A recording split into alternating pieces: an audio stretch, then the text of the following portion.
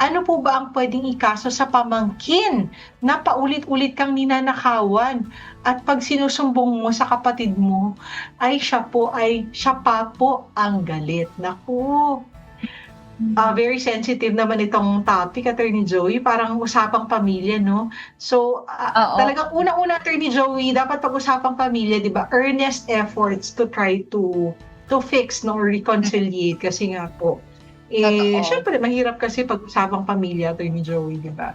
Mm. Mm. Hmm.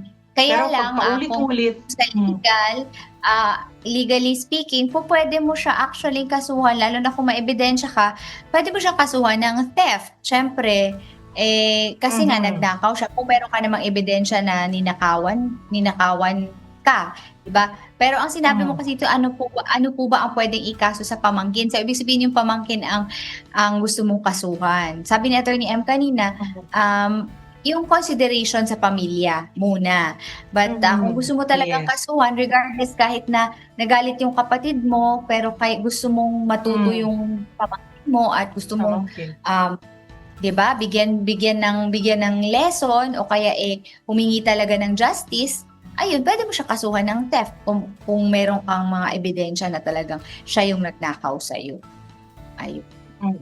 Pero ano, Attorney Joey, ha, medyo, i-anticipate mo na siyempre kasi kung sinusumbong mo pa nga lang nagagalit na yung kapatid, lalo na 'pag kinasuhan. So, maging handa na lamang din po 'no sa magiging reaksyon ng inyong kapatid kasi definitely po siyempre, magagalit yung kapatid kapagka kinasuhan, Attorney Joey.